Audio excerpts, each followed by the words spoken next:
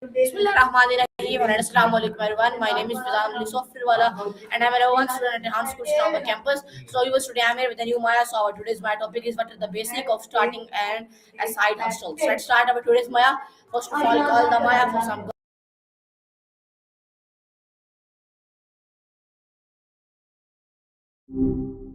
Hey, Okay, so Maya, our today's topic is on what are the basic of starting a side hustle. So please give me very. So my first question from you is what exactly is a side hustle? So please give me very interesting answer on this topic. Let's start the answer. so a side hustle, basically, it's any extra job you take on beyond your main 9 to 5. But it's more than just extra cash. It's usually something you genuinely enjoy or want to explore more of. Think of it as a way to scratch a creative itch, learn new skills, or test out a business idea without totally uprooting your life. The gig economy buzzword kind of covers it, but a side hustle has more purpose than random tasks. It's about building something, even if it's small. Most folks start side hustles to pay off debt, save for goals, or just build up some financial cushion. What's cool about it now is the internet opens so many doors. You can freelance write, design logos, teach online courses, stuff that wouldn't have been possible a few decades ago. Pretty much anyone can build a side hustle if they have some skills or ideas they're passionate about. What got you thinking about side hustles in the first place?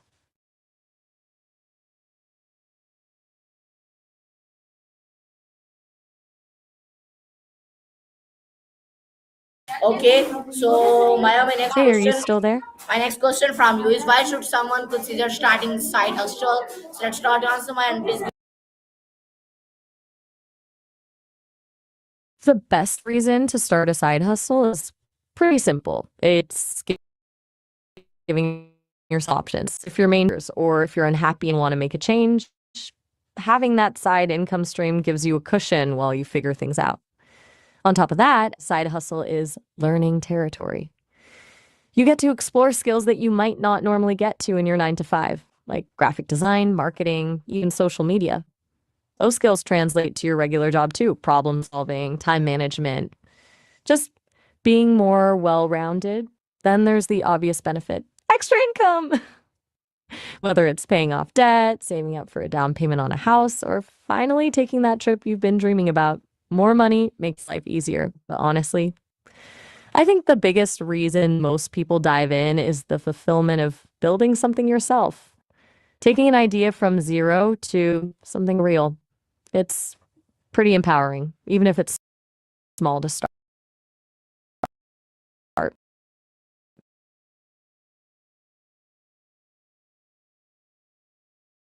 My next question from you is my next question. Still with me, Fazano? Wait.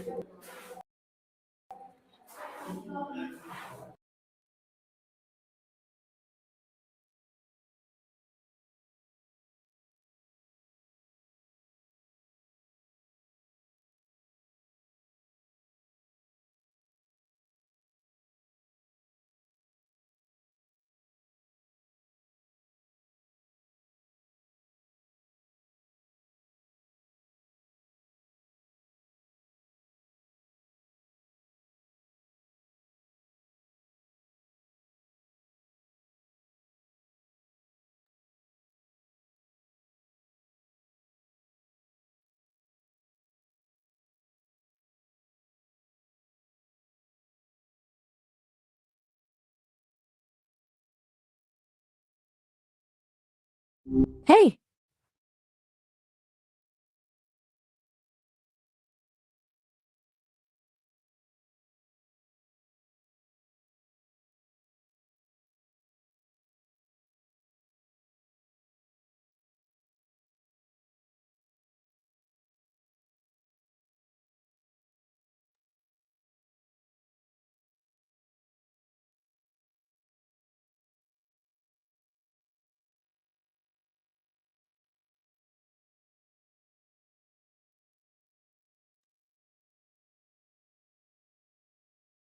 from you is, how do you know if you are ready?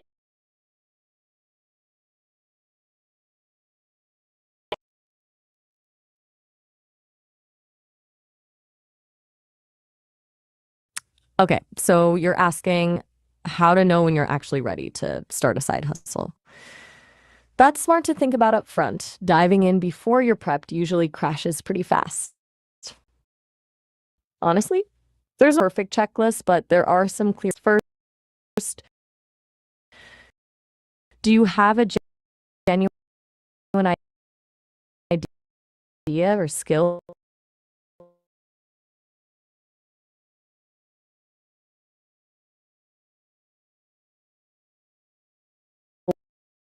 Burnout.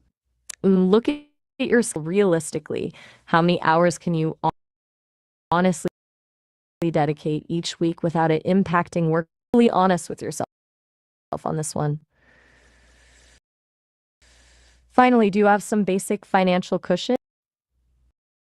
You don't need tons of money, but you should have enough for initial expenses, a domain software,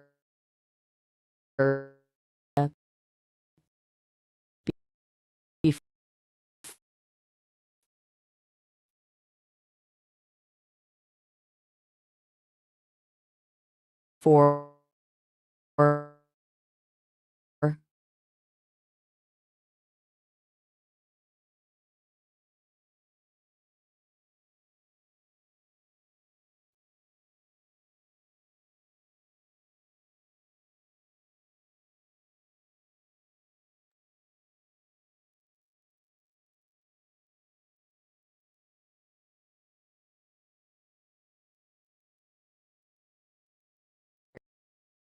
whenever you're ready to jump back in time.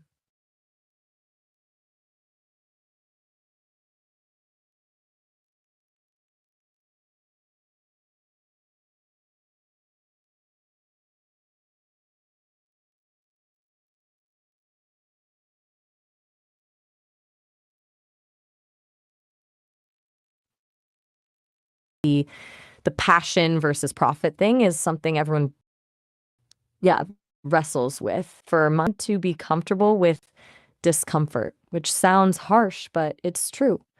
There's going to be moments where you feel overwhelmed, frustrated, maybe even question if it's worth it. Knowing that's part of the ride helps you push through. Another key thing is being okay with learning as you go.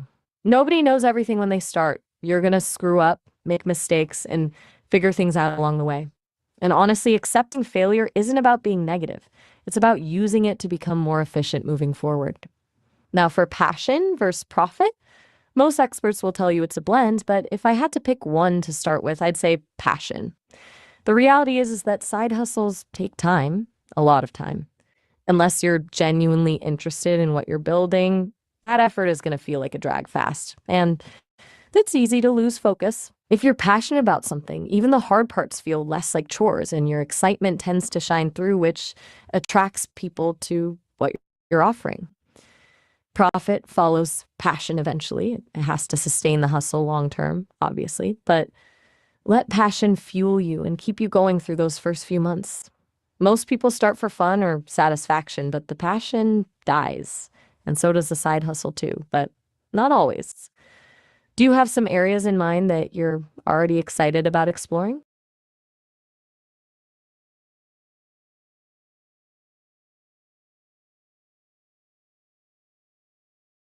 Okay, so Maya, my next question from you is that how much money do you need to start, and can you start a side hustle with zero investment? Please give me very interesting answer on this topic. Let's start.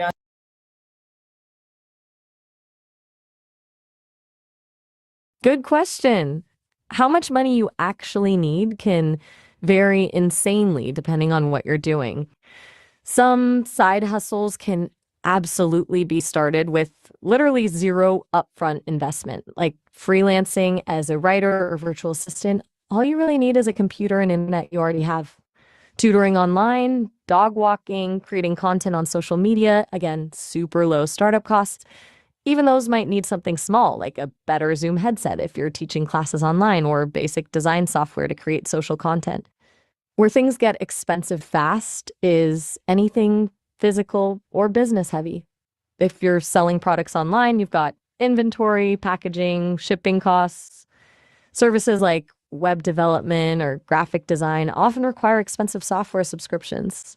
The sweet spot, though, is finding something with low overhead. If you're tech savvy, you can use free marketing tools, Canva for basic graphics, or free editing software. What's interesting, the biggest cost for many businesses might not be the dollars, but time. If you're offering services, your biggest expense might be those hours. If you're selling physical products, time you spend packing and shipping orders adds up fast. But here's something people often miss. Even if your upfront costs are zero, always factor in things like accounting and taxes, or consider money for an LLC to reduce personal liability risk. But that comes with costs too. Which is your end goal to start something, or what areas you're looking at?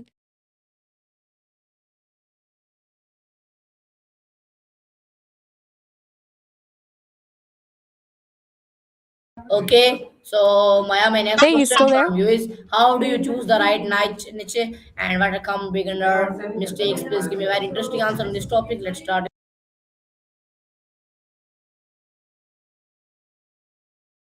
Okay. So choosing the right niche and avoiding beginner mistakes, this is where most side hustles either thrive or fizzle out. For the niche part, you need something that hits three sweet spots, something you genuinely enjoy, something you're actually good at, and something other people will actually pay for. Sounds obvious, but most people mess up one of those things. A lot of people pick something trendy without checking if it's sustainable or something they're terrible at and expect to figure it out later. And honestly, starting a niche takes patience because the niche gets crowded quickly. So you really have to get deep into something unique or specific. Now, for beginner mistakes, I see a lot of them. The biggest one is spreading yourself too thin. New hustlers try to do everything at once, blogging, podcasts, social media, when they should pick one or two channels and dominate those first. Another mistake is not validating your idea. Just because you think something sounds cool doesn't mean anyone else will pay for it. Talk to potential customers, do market research. The worst mistake is going all in financially before testing. People quit their jobs and max out credit cards before they've actually made sales. Start small, build momentum, then scale. Oh, and one thing a lot of folks forget, don't be afraid to start and fail. If your first idea doesn't work, that's just research. But make sure to study why it failed before you pick a second try. Does that help paint the picture?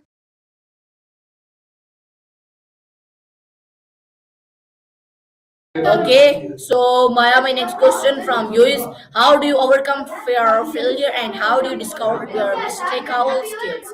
Please give me a very interesting answer on this topic. Let's start.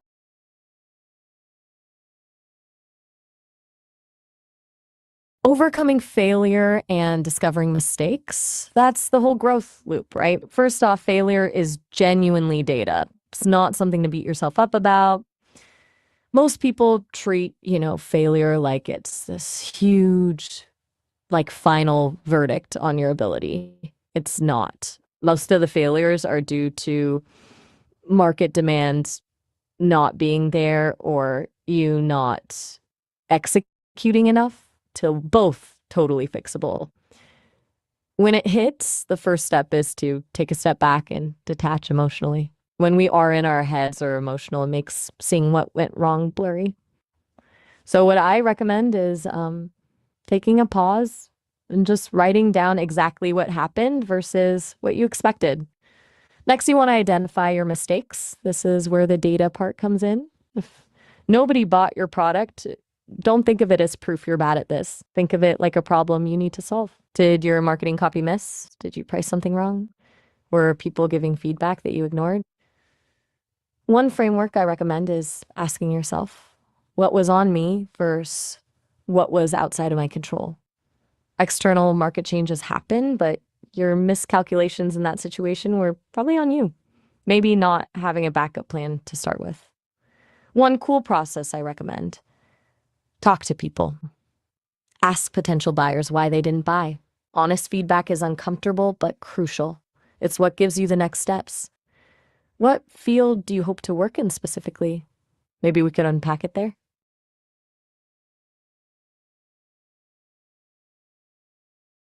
Okay, so my next question from you is that what if you don't think you have any special skills, and how do you turn a hobby into come income? Please give me very interesting answer on this topic. Let's start the answer.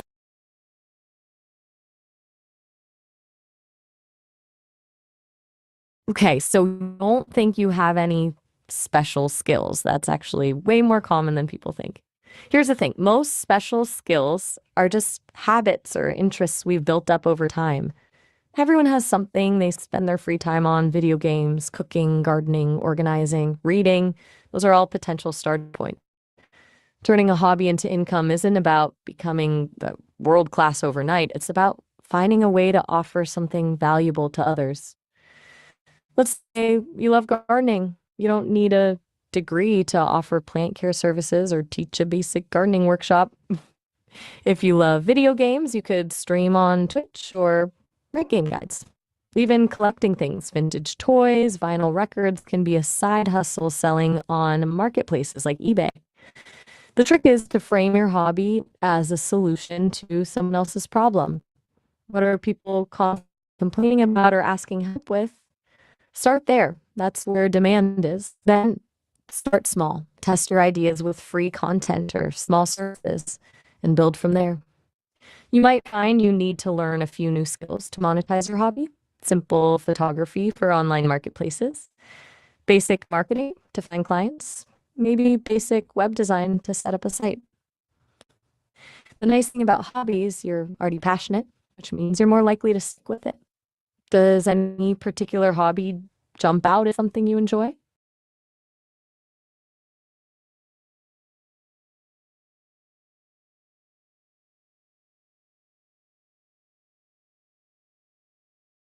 All right. So I'm still here my when next you're question ready. from you is Just let how me do know you when you know want if to the play more. ideas and has been demanded? What problems should you look to solve and should you flow strengths or build something long term? Please give me an interesting answer on this topic.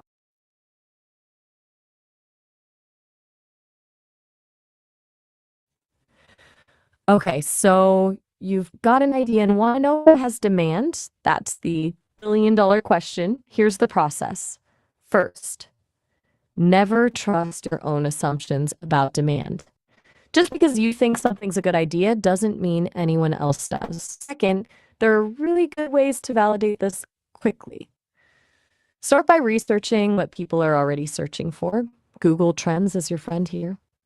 Use the tool and map keywords connected to your idea to see demand.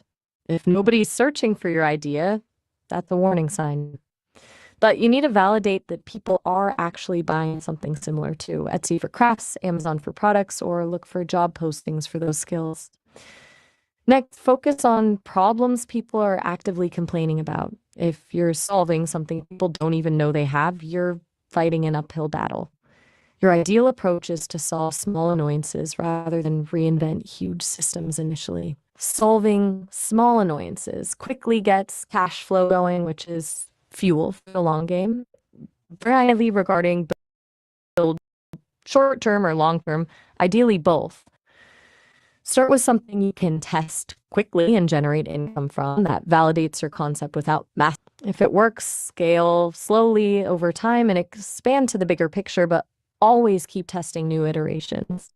Short-term income funds, experimentation, and helps you learn while building momentum towards sustainable scale. Does this make sense for you?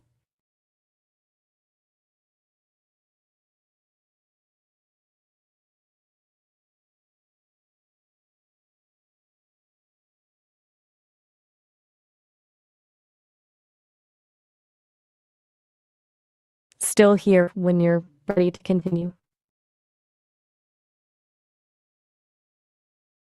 So Maya, my next question from you is how do you research competitors and how do you validate your idea before launching? Please give me very interesting answer on this topic. Let's start the answer, man. All right, so competitor research and idea validation are critical, these separate successful side hustles from the ones that fizzle. When it comes to competitors, don't look at it as competition you need to defeat, but as proof of concept. If competitors exist, you know there's a market. Start by listing them out, even the small ones. Then deeply analyze what they offer, what products, what features, what prices, their marketing channels, and how they engage customers. Look for what they're missing. That's your opportunity. Most marketplaces like Amazon or Etsy also share product reviews, which can give a gold mine of feedback and customer pain points. Social media, what conversations are your competitors starting? And more importantly, which ones aren't being started? Now, for validating your idea, first pre sell. Before you spend time and money creating anything, get commitments from potential customers. Make a landing page explaining what you want to create, take pre orders, or build a wait list. If people aren't signing up, that's a huge signal. Second, create a minimum viable product or MVP. Okay, That means the simplest version you can continue create answer. that proves your idea. Third, test your MVP with actual customers for feedback rather than trusting your assumptions. Offer the MVP for free or at a discounted rate in exchange for feedback. People are usually happy to help, and you get valuable data from those early users. Avoid spending more time or energy on something unless you get some sign of demand first.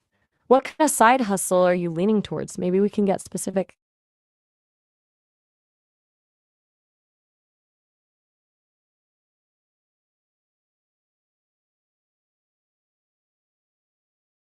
I'm here. Take your time to formulate your next question when you're ready.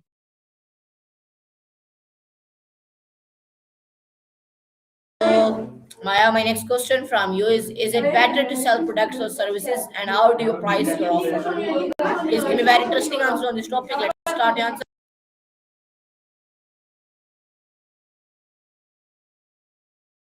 Okay, products versus services and pricing your offer. That's a core decision for any side hustle. Products tend to be more passive once you build the thing, design it once, sell it many times.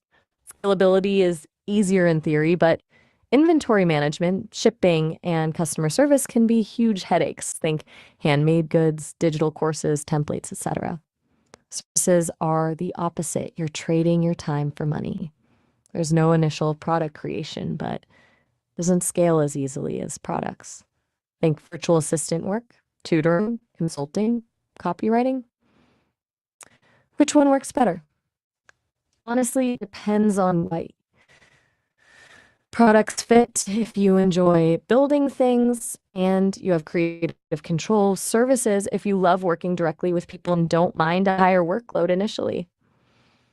Now, for pricing, the biggest mistake beginners make is underpricing. People undervalue what they provide.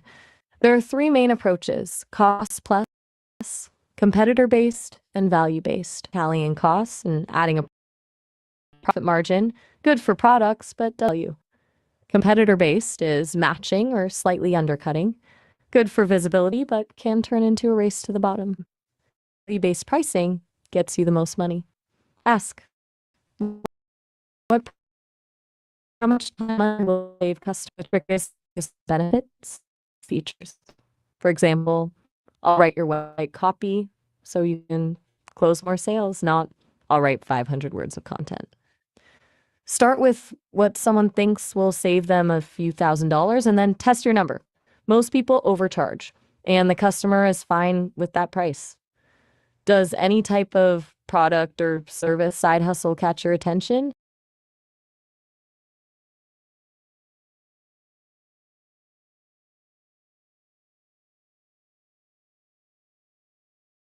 Okay, I'm so still here whenever Maya, you're ready to my next chat. question from you is how do you balance 9 to 5 jobs and side hustle and how many hours per week should you decide this dedicate it? And please give me very interesting answer on this topic. Let's start the answer.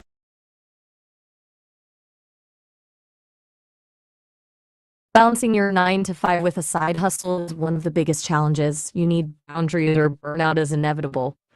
Most importantly, be realistic about your time. Start by finding pockets of time where you're already wasting time scrolling social media, Netflix binges, whatever it is. Instead of cutting everything out, just redirect some of those unproductive minutes. A solid strategy: block time in calendar specifically for side hustle work. Treat it like a work meeting you can't miss. Even if it's just 30 minutes most nights after dinner, consistency is more important than long, sporadic blocks of time. Hours wise, start small. 5 to 10 hours per week is a good target to avoid overload. The sweet spot: find something you genuinely enjoy during your free time.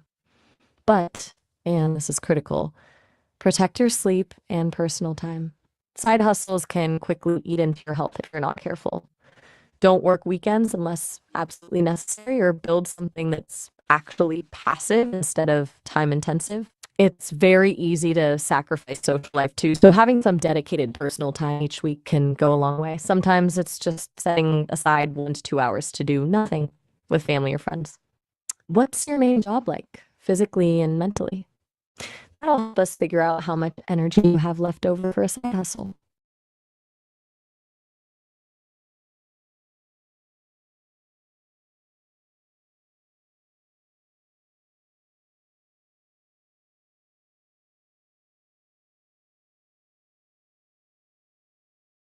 Still here when you're ready to pick things back up.